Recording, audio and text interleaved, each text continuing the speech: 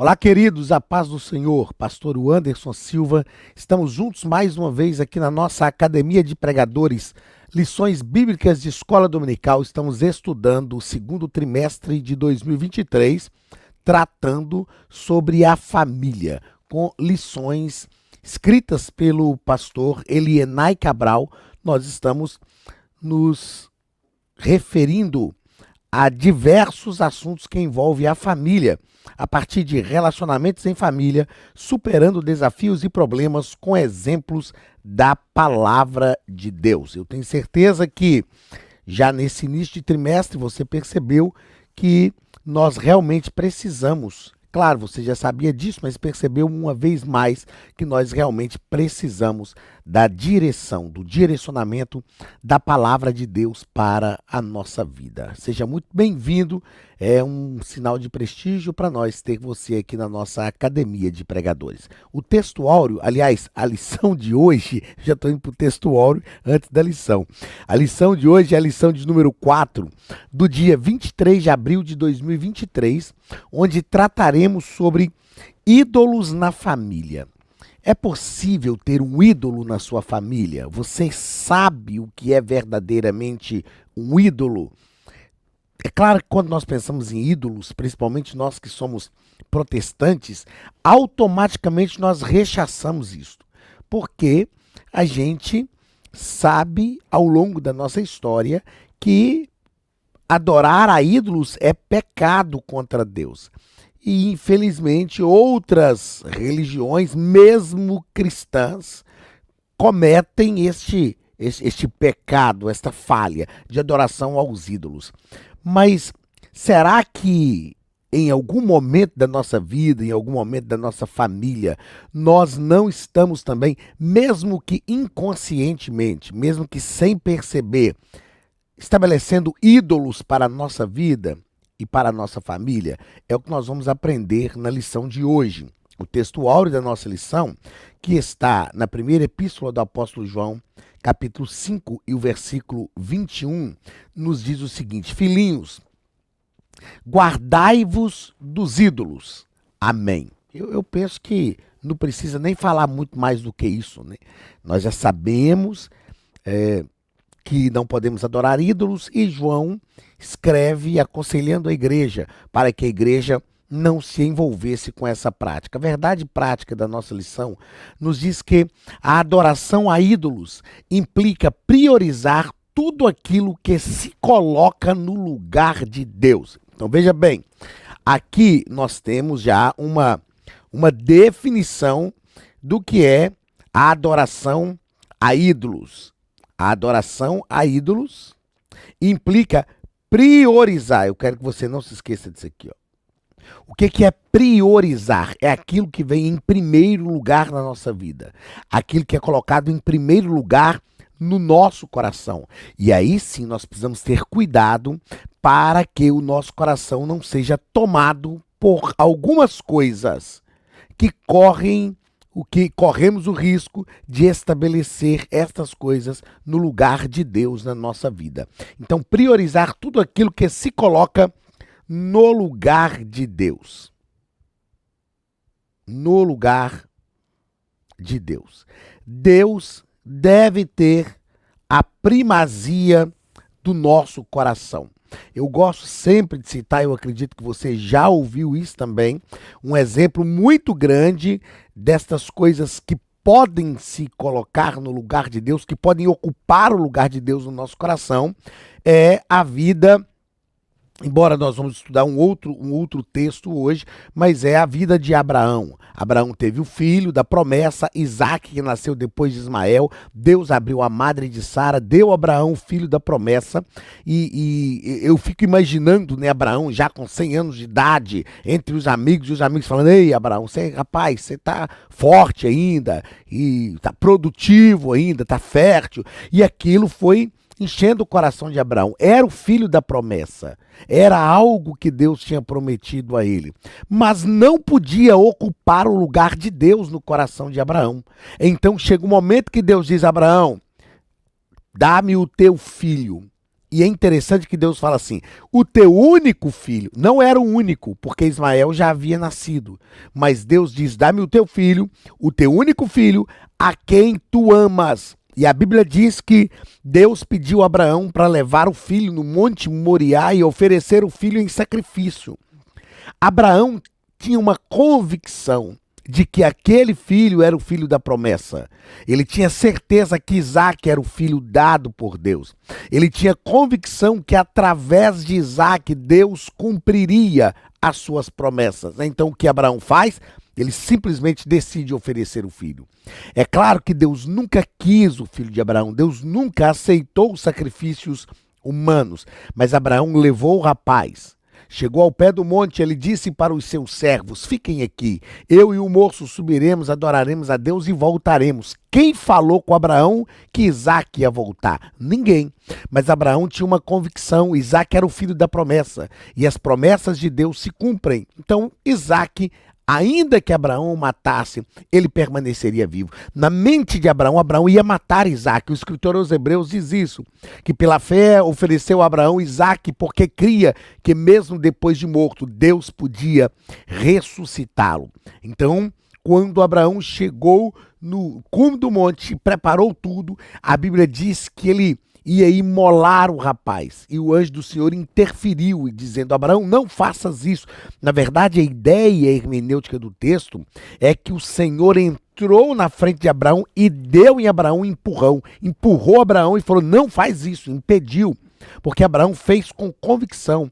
Ele realmente ia oferecer Isaac, mas ele estava provando para Deus que Isaac não tinha ocupado o lugar de Deus no seu coração. Aliás, quando a gente diz provando para Deus, a gente está falando isso de forma antropopática, que é atribuir sentimentos humanos a Deus. A gente aprende anthropos do grego, que é homem, mas empatia, que é sentir o que o outro sente. Então, antropopatia, assim como antropomorfia, é atribuir formas humanas para Deus.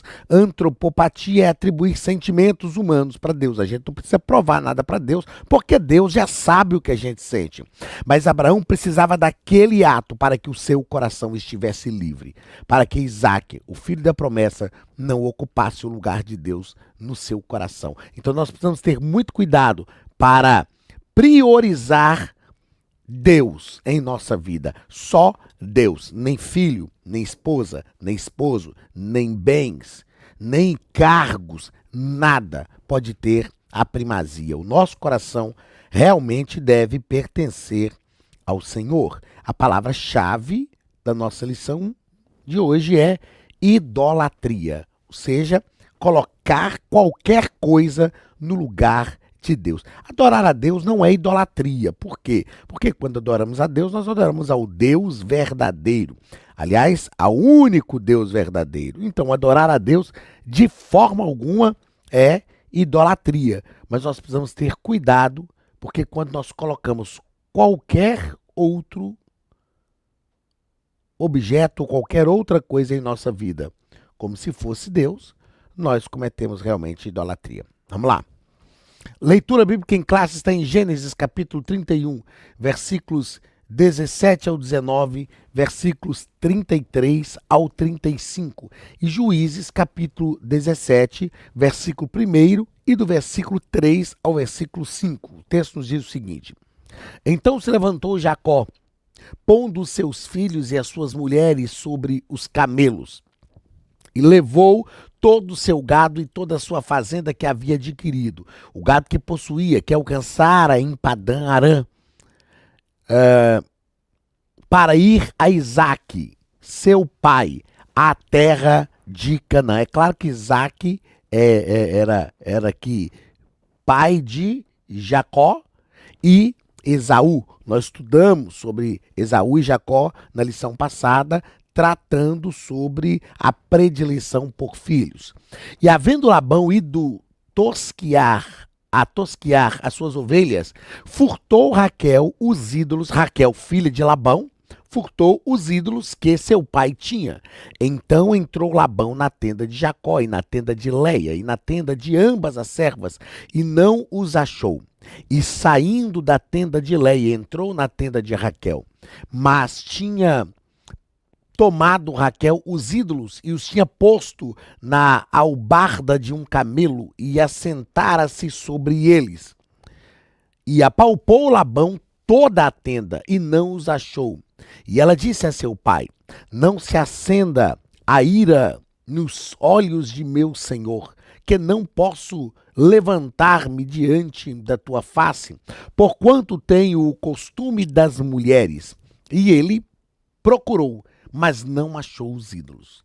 Juízes, capítulo 17. E havia um homem da montanha de Efraim, cujo nome era Mica. Assim, restituiu as 1.100 moedas de prata à sua mãe. Porém, sua mãe disse: inteiramente tenho dedicado este dinheiro da minha mão ao Senhor para meu filho, para fazer uma imagem de escultura e de fundição, de sorte que agora tu tornarei a dar. Porém, ele restituiu aquele dinheiro à sua mãe, e sua mãe tomou 200 moedas de prata e as deu ao ourives, o qual fez delas uma imagem de escultura e de fundição, e esteve em casa de Mica.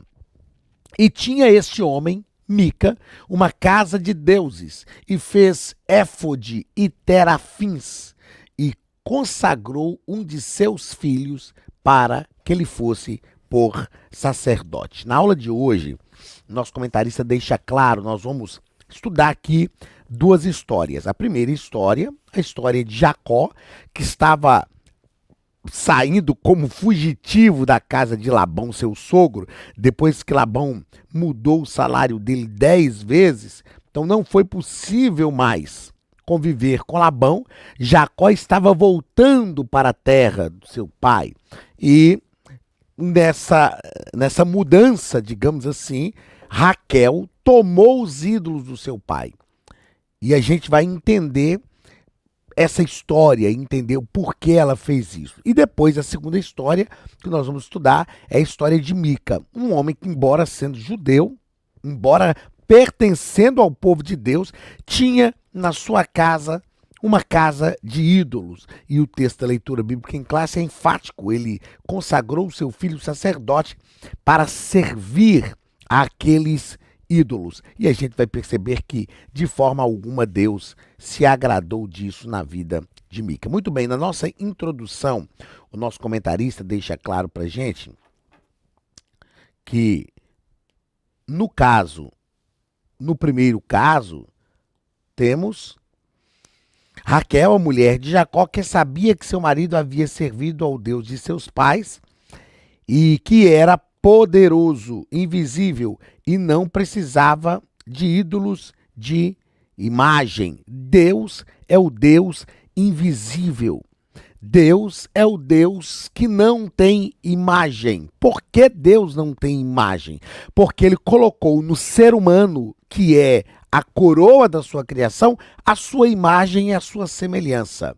Ok? Ele é o Deus invisível. Raquel sabia disso. Ela sabia que Jacó servia ao Deus invisível. Aliás, eles pertenciam à mesma família, mas ela sabia que Isaac servia e Jacó aprendeu a servir o Deus verdadeiro. Mas o pai de Raquel tinha ídolos e ela cresceu e aprendeu, foi educada naquele contexto. Então, quando estava saindo de casa, ela estava levando os ídolos de família, os ídolos familiares do seu pai, porque acreditava-se desde o Egito que haviam deuses que protegiam a família. A morte dos primogênitos, por exemplo, quando Deus manda aspergir o sangue do cordeiro nos umbraus da porta, e onde o anjo da morte passasse, tivesse o sangue, o primogênito não seria morto. Por que aspergir o sangue nos umbraus da porta? Porque havia uma crença no Egito de que haviam deuses que protegiam uma casa, e esses deuses ficavam justamente no umbral da porta. E aí Deus está dizendo para as famílias hebreias que estão saindo do Egito: olha, vocês vão conduzir as famílias de vocês pelo deserto, e a partir de hoje eu sou responsável por cuidar da vossa casa. Eles não precisavam mais acreditar naqueles ídolos familiares. E aqui nós temos uma situação grave, não é? Que Raquel, não querendo entender isso, além de estar roubando, ainda rouba aquilo que não prestava. É claro que ninguém deve roubar. Ainda se compromete com deuses pagãos. Como falamos, no segundo caso, temos o caso de Mica, um efraimita que viveu no tempo dos juízes em Israel e que, unindo-se aos danitas, aos israelitas da tribo de Dan, fabricou ídolos e construiu um santuário para eles em sua casa. Então isso é muito complicado. Aquilo que nós temos em nossa casa deve revelar Deus.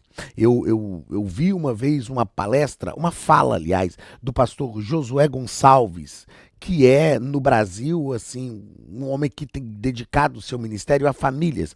E ele disse algo que eu nunca esqueci, é uma verdade. Ele disse que família é um lugar teológico.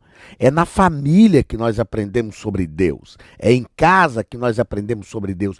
Todos os princípios sobre Deus que nós aprendemos dentro de casa. Agora, Mica, esse efraimita, dentro da sua casa, ao invés de servir ao Deus de Israel, havia uma casa de deuses para adorar. Que tipo de família que esse homem realmente queria ter? E a gente vai perceber que a sua própria mãe também se conduzia por esse caminho. Primeiro ponto da nossa lição, o comentarista vai tratar sobre os ídolos encontrados na tenda de Raquel. Primeiro parágrafo, a fuga de Jacó e sua família para a terra prometida. O nosso comentarista vai nos deixar claro que, em função dos ressentimentos que existiam entre Jacó e o seu sogro, e não vendo mais a possibilidade de liberação para viver a sua própria vida, Jacó resolveu fugir das terras de Labão sem falar nada. Só que Labão percebeu, foi, como diz o texto que lemos, na tenda de Lia, não encontrou. Foi na tenda das servas de Lia, não encontrou. Foi na tenda de Raquel, não encontrou. Então ele foi atrás de Jacó. E ele percebeu que os seus ídolos haviam sido furtados. Jacó estava voltando para a terra prometida. Ele estava fazendo um percurso de volta. Já havia anos, mais de uma década que estava fora da sua terra, e ele estava voltando porque foi impossível continuar convivendo com Labão, porque Labão mudou o seu salário, enfim, embora Jacó também enganou Labão, mas ele realmente precisava passar por aquela experiência de voltar para a sua terra. Segundo parágrafo, Labão descobre o furto de seus ídolos domésticos. Eu queria que você não se esquecesse dessa frase. Ídolos domésticos. Quão perigoso é quando nós nutrimos, quando nós temos ídolos domésticos. Uma coisa que eu gostaria de falar, eu anotei, lembrei aqui agora, uma coisa que eu gostaria de falar neste primeiro parágrafo, até voltando um pouquinho, sobre a fuga de Jacó para a terra prometida, sem que o seu sogro descobrisse, sem que ele soubesse, porque ele descobriu, era uma tentativa de fuga, não é? E eu gostaria de dizer o seguinte, que relacionamentos ou ressentimentos impedem um relacionamento transparente. É interessante que Jacó aqui já tinha o direito de ir embora. Ele já tinha a sua própria casa, os seus servos, ele podia ir embora. Mas haviam ressentimentos que foram gerados e não foram resolvidos com o tempo entre ele e o seu sogro Labão. E ressentimentos impedem um relacionamento transparente. É preciso termos cuidado com isso no seio da família. Não podemos nutrir ressentimentos. Todos os problemas que acontecem devem ser conversados, ajustados, resolvidos, a fim de que a gente tenha um relacionamento transparente. Agora sim, segundo parágrafo do primeiro ponto. Olá, queridos alunos e alunas da Academia de Pregadores. Que bom ter você conosco neste momento tão especial. Estamos aqui para apresentar a nova plataforma da Academia de Pregadores, que foi construída ao longo dos últimos meses com muito carinho, um grande investimento, para levar até você não somente um conteúdo de excelência, mas também tecnologia de ponta. Veja comigo. Os cursos estão organizados por trilhas na página principal. Aqui você encontra sugestões, lançamentos, temas específicos e outras categorias. No final da página tem uma trilha com todos os cursos. Após começar os seus estudos, a primeira trilha será Continuar Assistindo, que mostra somente os cursos iniciados por você. Sobre a capa do curso, consta o número de aulas, a carga horária e um botão para adicionar os favoritos. Nesta seta, você pode expandir e ver um vídeo de introdução. Para fazer login, clique no avatar no canto superior direito e insira o seu e-mail e senha usados no cadastro. Caso tenha esquecido a senha, é só clicar neste link, preencher o e-mail cadastrado e a senha será enviada. No canto superior esquerdo fica o novo menu do portal. Ao abrir um curso pela primeira vez, você vê as informações do curso e do professor. E na lateral, ou logo abaixo se for no celular, está a lista de módulos e aulas. Algumas aulas iniciais podem ser grátis e qualquer pessoa que fizer um cadastro rápido pode assistir. Após se matricular, aqui você vê as aulas concluídas, aulas liberadas ou agendadas. Você pode adicionar os favoritos, dar uma nota ao curso e acompanhar o seu progresso.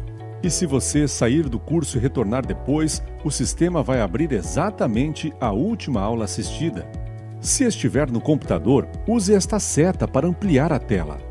Logo abaixo da videoaula você encontra os links para baixar anexos, como áudio e apostilas. E neste campo em branco, pode fazer as suas anotações enquanto assiste. Depois é só imprimir ou salvar. Quando terminar o curso, clique no botão Emitir meu certificado e ele será gerado automaticamente no mesmo instante e sem custo. Clicando no avatar, você tem acesso ao seu perfil e histórico de pagamento. Em Meus Cartões, pode adicionar um novo cartão de crédito para fazer o pagamento do seu plano. Se você já era nosso aluno e seu cartão não aparece aqui, adicione um cartão na nova plataforma. Então aproveite as novidades e clique em Assine Agora. Escolha um dos planos, venha para a Academia de Pregadores, a maior escola bíblica online do Brasil.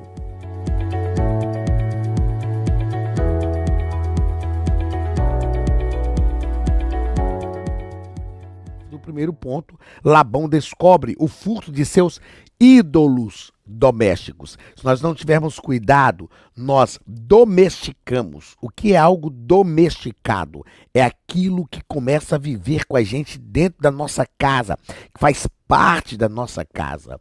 Lá em casa a gente tem um cãozinho, o Snow, da minha filha, um Shih Tzu. E ele é um animal doméstico, é da nossa casa. É nosso, ele faz parte da família. Eu me lembro que eu tive uns amigos, né? Irmão José de Freitas, irmã Fátima, Elaine, Volney e Flávio, eram os filhos. E os meninos da idade como a nossa, reunimos todos no mesmo lugar. E eu me lembro que eles tinham uma cachorrinha, uma cadelinha, e era chamada Pretinha. Então era a família Freitas, irmão José de Freitas. E um dia um dos meninos resolveu pintar a casinha da cachorra e colocou lá Pretinha de Freitas. Aquilo foi uma graça. Quando a gente chegou em casa, e na casa deles, a gente ia com muita frequência, e viu aquele escrito na casinha, e falou, gente, o que é isso? A cachorra agora tem o nome da família, a cachorra tem o sobrenome da família, Pretinha de Freitas. Mas, na verdade, né, por mais cômica que essa história pareça, isso é uma realidade. Um cãozinho, ele é domesticado ali, passa a pertencer à nossa família. E aqui nós vamos perceber que Labão tinha ídolos domésticos. Cuidado com os ídolos domésticos, porque eles passam a conviver conosco e passam a fazer parte de tudo aquilo que a gente tem, e Deus é deixado de lado. Isso é muito perigoso. O nosso comentarista, ele nos diz aqui que quem possuísse esses ídolos, por que Raquel levou? Porque quem possuísse esses ídolos também tinha direito à herança. Então, quando eles saem, depois de Labão mudar o salário de Jacó várias vezes, Raquel viu uma situação. Ela pensou, eu não vou poder ter herança, meu pai não vai me dar herança. Então ela pegou aqueles ídolos como que uma garantia, porque os ídolos eram do seu pai, era uma garantia de que ela teria herança. Então, quando Raquel percebeu que seu pai não lhe daria herança alguma, ela furtou os ídolos dele. Como eu disse, além de estar furtando, ela está furtando aquilo que não prestava. Está tudo errado, né?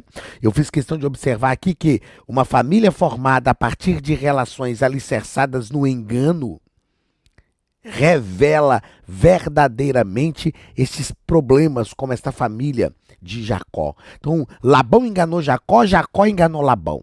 A filha Raquel foi vendo aquilo na primeira oportunidade que ela podia, ela resolveu enganar também o seu pai. A família tem que ser estruturada na transparência, no relacionamento transparente. É preciso ser livre. Quando temos um relacionamento familiar transparente, nós temos um relacionamento familiar livre. E isto não tem preço.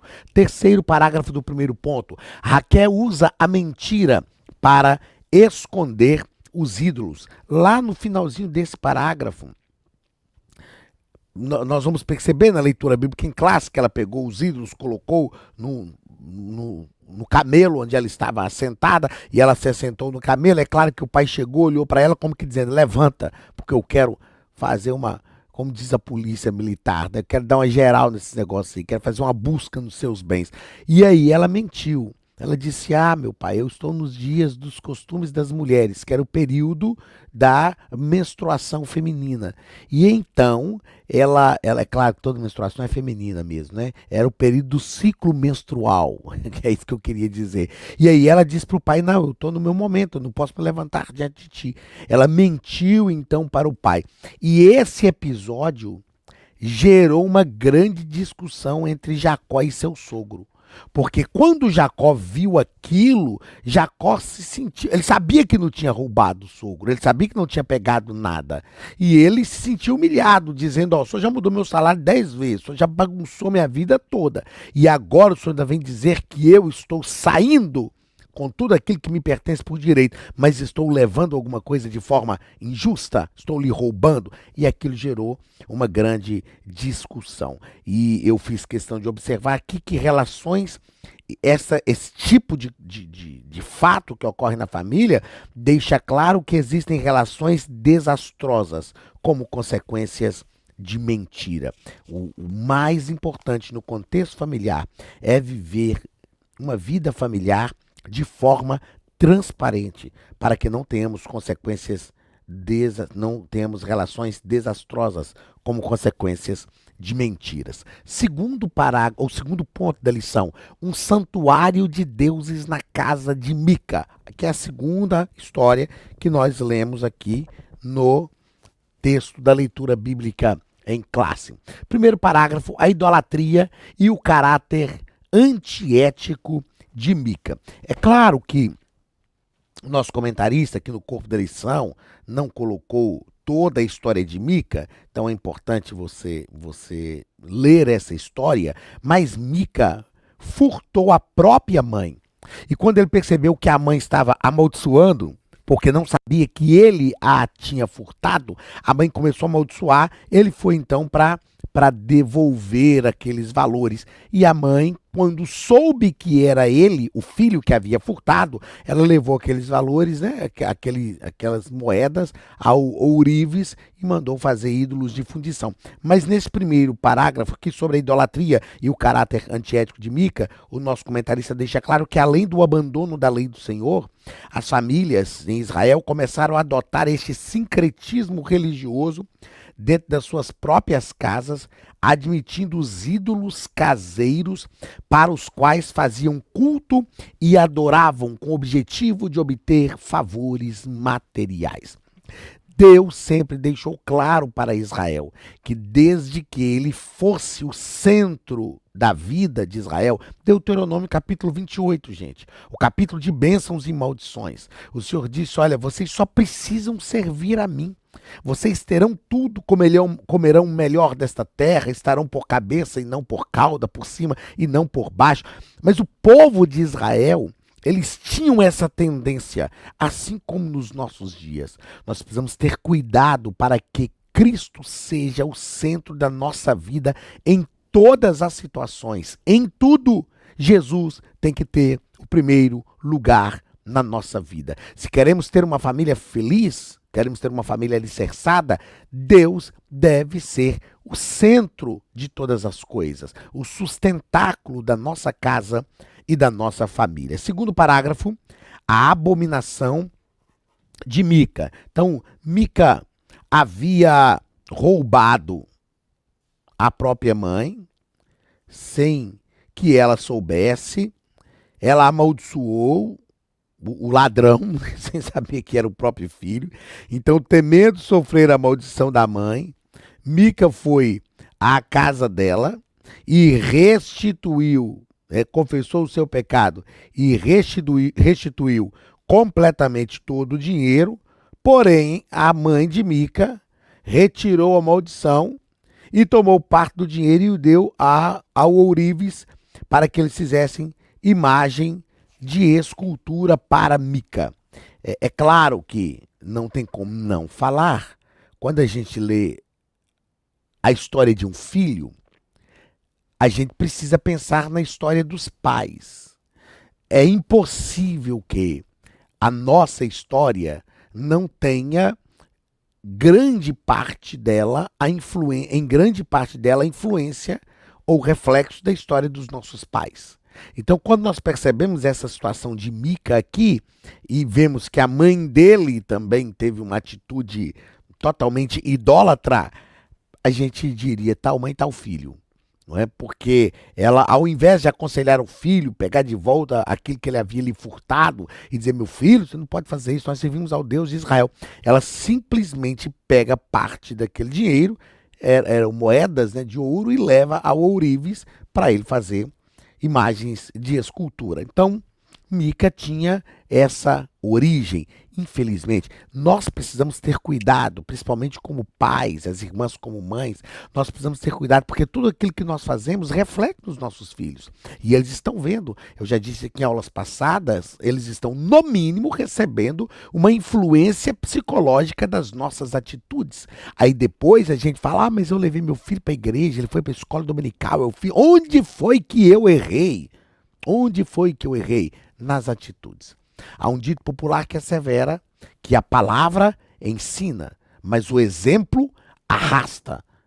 A palavra ensina, mas o exemplo arrasta. Então precisamos ter cuidado para que não sejamos apanhados em situações adversas. Estamos ensinando uma coisa, mas na verdade estamos fazendo outra. E precisamos ter cuidado com isso. Terceiro parágrafo do segundo ponto, Mica tinha uma casa de deuses. Já tratamos disso aqui, já falamos um pouco disso, mas o nosso comentarista vai deixar claro para a gente aqui também, ó, que essa mistura de divindades falsas presentes na casa de Mica foi algo extremamente complicado. E todos quantos chegassem à sua casa encontraria o Deus que desejasse invocar. Infelizmente, um homem da tribo de Efraim, que deveria honrar o Deus de seu povo, que o libertou do Egito, agora se encontrava comprometido com ídolos de uma religião pagã. Então, enquanto ele deveria estar adorando a Deus, ensinando sobre Deus para os seus filhos, para a sua família e para os vizinhos, para as pessoas à sua volta, sendo um referencial de adoração a Deus. Infelizmente, o nosso amigo Mica aí estava usando a sua própria casa para fazer aquilo que não agradava a Deus. Consagrou seu filho como sacerdote. Terceiro ponto da nossa lição. A idolatria dentro dos lares. Primeiro parágrafo, vamos tratar sobre os ídolos domésticos dos tempos atuais. Nos dias em que nós vivemos, qualquer coisa pode se tornar um ídolo dentro de casa. Um emprego. É que nós vamos ter várias coisas, ó. Um emprego, um carro, dinheiro, um filho, um pai, uma mãe, um estilo de vida. Precisamos ter muito cuidado, porque tudo aquilo que requer lealdade e honra acima de Deus se constitui em idolatria. Eu conheço famílias que os filhos se tornaram pequenos ídolos tão grandes, para ser paradoxal mesmo, pequenos ídolos tão grandes para os pais, que ninguém pode falar do erro dos filhos. E geralmente os pais que idolatram os filhos não os criam no caminho certo, não o cria ensinando, repreendendo, disciplinando e cresce filhos desajustados. Quando eles começam a dar problema, qualquer pessoa que fala, o pai logo arrepia, como o porco-espinho, né? Ouriço cacheiro. Ele já arrepia e diz, não, é o meu filho e tal. E tem situações que é difícil a gente até se aproximar. Quantas famílias que a gente tem na igreja que os filhos são criados de forma que começam a se enveredar pelo caminho que os tornam afeminados. E parece que só os pais que não veem aquilo. E a gente quer falar, quer chegar e tenta de um jeito, tenta de outro, e os pais simplesmente deixam acontecer. Depois, no futuro, nós temos problemas trágicos. Eu fiz questão de escrever aqui que ídolos disfarçados têm a mesma capacidade de dominar o nosso coração. Existe dessa lista que o nosso escritor colocou aqui, ó, um emprego, um carro, um dinheiro, um filho, um pai ou uma mãe, um estilo de vida. Isso pode ser um ídolo disfarçado na nossa vida. Nós precisamos ter cuidado. Porque às vezes nós pensamos, não, o que é isso? Eu adoro somente a Deus e eu não tenho isso na minha vida. E talvez um emprego é um ídolo disfarçado. Talvez um carro é um ídolo disfarçado. O dinheiro pode ser um ídolo disfarçado. E os ídolos disfarçados têm a mesma capacidade de dominar o nosso coração. Tenhamos cuidado. Segundo parágrafo do terceiro ponto, identificando os ídolos modernos dentro dos nossos lares. O que não podemos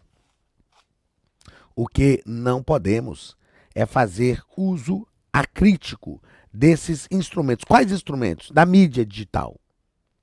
A gente sabe que a mídia hoje tem assim, é um campo vasto e nós estamos fazendo isso aqui, nós estamos utilizando a mídia aqui para pregar o evangelho, para levar o conhecimento da palavra de Deus. Agora, o que nós não podemos fazer é o uso acrítico desses instrumentos. Precisamos ter cuidado. Quantos lares têm sido destruídos pelo WhatsApp, pelo Instagram? Ah, mas é o WhatsApp, o Instagram que é ruim? Não, ele é uma ferramenta. É um instrumento, é um mecanismo, onde nós é que definimos como vamos utilizá-lo. Então precisamos ter muito cuidado. Outra coisa, precisamos levar em conta o cuidado quanto ao perigo da concupiscência da carne, da concupiscência dos olhos e da soberba da vida. Tem um dito popular que assevera que o que os olhos não veem, o coração não sente. Isso não é Bíblia, isso é um dito popular. Mas Jesus disse que se os teus olhos forem bons, todo o teu corpo será bom. Então precisamos ter cuidado. A Bíblia nos diz, não porei coisas más diante dos meus olhos. Nós precisamos ter cuidado. Porque tem coisa que o nosso coração não deseja e não desejaria se nós não víssemos. Todo pecado que cometemos, qualquer pessoa comete, está envolvida com concupiscência da carne, concupiscência dos olhos e soberba da vida. Desde o Éden até hoje está envolvido. Então cuide dos seus olhos. Cuidemos daquilo que colocamos diante dos nossos olhos. Terceiro parágrafo do terceiro ponto, último ponto da lição. Precisamos reagir contra o inimigo da família. Precisamos reagir contra o inimigo da família. E o nosso comentarista nos diz que, para preservar a família atacada pelo vírus infeccioso do sistema mundano, é preciso quebrar os ídolos domésticos que roubam o lugar de Deus. Eu já disse aqui, repito, não há nada melhor do que viver livre. Não há nada melhor do que viver livre. Outra coisa que precisamos e que cabe muito bem, que precisamos falar e que cabe muito bem aqui, é que Paulo diz que nós precisamos trazer todo o pensamento cativo a Cristo. Nós temos que obrigar a nossa mente a Cristo. Fazer com que o nosso pensamento se volte para Deus. Nós precisamos fazer isso. Paulo nos ensina na carta aos Gálatas sobre o fruto do Espírito. E uma das virtudes do fruto do Espírito é o domínio próprio. Eu preciso ser senhor da minha mente, ser dono do meu destino. Eu preciso dominar a minha vida. E sem dúvida nenhuma, nós precisamos destruir aquilo que nos afasta de Deus. Destruir tudo aquilo que rouba a nossa atenção, que quer substituir o lugar de Deus, quer tomar, aliás, o lugar de Deus no nosso coração. A melhor coisa que tem é quando nós mesmos identificamos isto e resolvemos mudar de rumo, mudar de direção. Que Deus tenha misericórdia da nossa vida. Que o Senhor nos ajude, que a graça de Deus esteja sobre nós e que nós não tenhamos nenhum ídolo doméstico. É preciso aproveitar este momento para fazermos uma vistoria em nosso coração, uma auditoria em nossa vida, a fim de entendermos se tem alguma coisa tomando o lugar de Deus no nosso coração. Porque os ídolos domésticos, eles não chegam trazendo um grande impacto de uma vez. Nós começamos a conviver com eles e eles começam a tomar lugares no nosso coração.